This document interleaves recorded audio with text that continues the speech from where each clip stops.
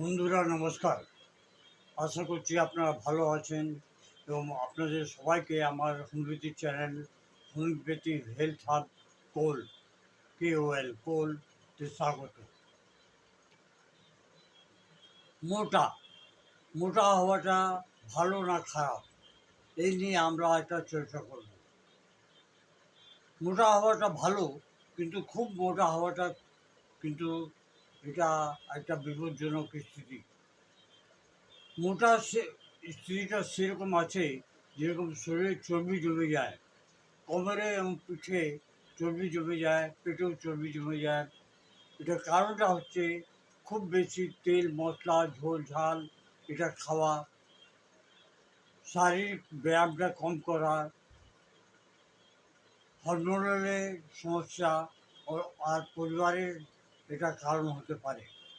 মুখ্য লক্ষণ হচ্ছে ওজন বেড়ে যাওয়া, পেট আর কোমরের চর্বিটা বেড়ে যাওয়া। মানুষ কিন্তু খুব বেশি কাজ করতে পারে না, তাড়াতাড়ি টায়ার্ড হয়ে যায়। ঘাম কিন্তু খুব বেশি হয়, মনে রাখবেন, ঘাম কিন্তু খুব বেশি হয়, মাথায় এবং শরীরে ঘাম হয়।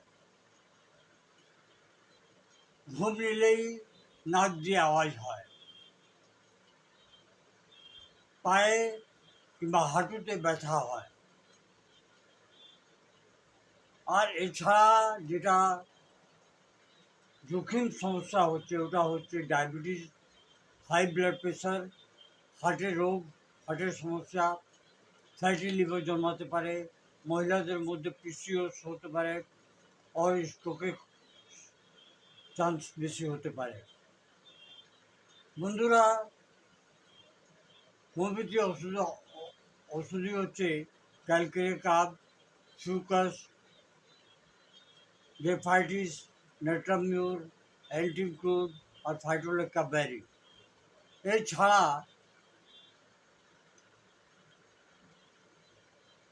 নুসোর্স আছে কিছু। নুসোর্সের মধ্যে টুবারকুলিনাম, সোরাইনাম, মেডোরিনাম এগুলো রয়েছে। এছাড়া সার্কোস আছে। সার্কোসের মধ্যে থাইরয়েডিনাম, যদি হরমোনাল ডিসব্যালেন্স হয়ে থাকে, পিটুইটারি খুব ভালো কাজ করে, আর অ্যাড্রিনালিন এটাও খুব ভালো কাজ করে।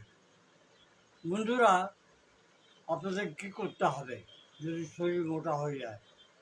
শরীর যদি মোটা হয়ে যায় তাহলে আপনাদেরকে তেল মশলাটা কমিয়ে দিতে হবে।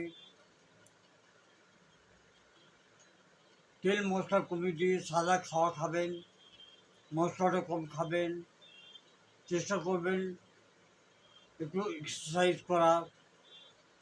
দিনে কমসে কম 8 ঘন্টা এক্সারসাইজ করবেন। সকালবেলা 1 থেকে 2 কিলোমিটার কিন্তু হাঁটবেন কিংবা দৌড়াবেন।